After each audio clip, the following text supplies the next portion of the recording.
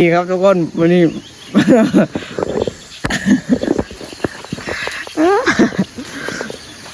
เอาปรับสวัสดีทุกคนเนาะยินดีต้อนรับช่องของชีเนาะ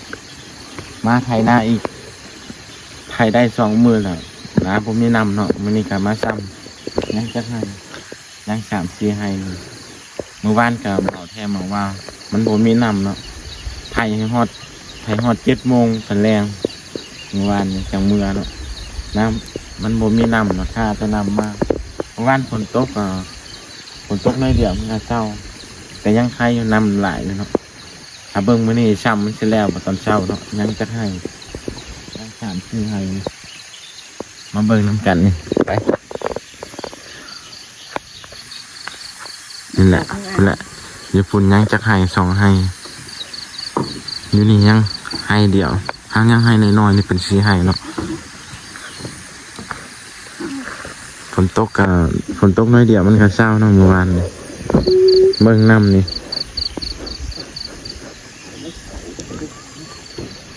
อันนี้ดับมือวานเนาะมันกุ๊กม่วงๆสไตล์ดับมือวานนี่อันนี้เฮ็ดให้แล้ววันนี้แหละไปไปไทยให้แล้วใช่ไข่เยอะมือขาดเขาใส่เลยอ่ะไปเปลี่ยนทรงเบิ่งให้มือวานตัวนี้แหละเขาถ่ายฮอด7 โมงมือวานผมไม่นำเลยเป็นส่งให้แหละสาม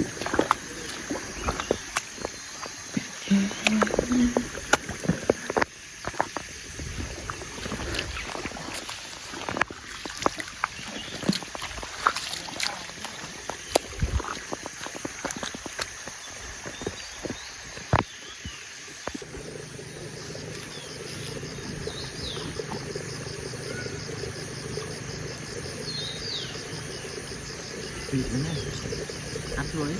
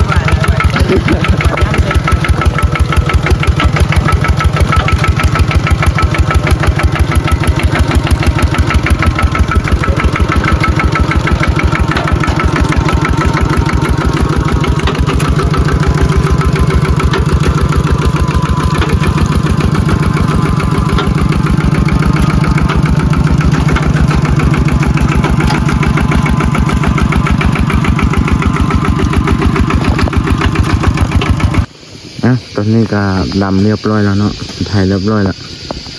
เสียรถไถเมื่อละ ก็ได้ชักสารถเหรอ รถไถเมื่อบ้านก่อนพุ่นไปเปลี่ยนตีนอยู่พุ่นละเอาจับอันนี้ก่อนบ่ จับไอ้ยี่จิ ใส่น้ำมันก่อนบ่ ไปนะ ไปจับ ครับได้นั่ง เอาลงก่อนบ่ใส่น้ำมันก่อนบ่เอามาใส่มาจับ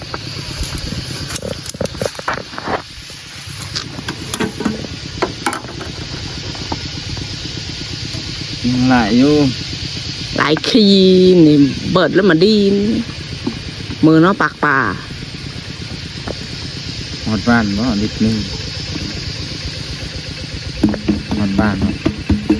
ก็เป็นกระป๋องมือมีพอได้ เต็มถังเลยเอาทุกคนตอนนี้เฮาก็ถ่ายเรียบร้อยแล้วเนาะเดี๋ยวเฮาจะเอารถไถเมื่อบ้านก่อนเดี๋ยวเฮาสิปิดคลิปก่อนฝากทุกคนกดไลค์กดแชร์กดติดตามไปเด้อให้เป็นกำลังใจให้คลิปต่อๆไปบ๊ายบาย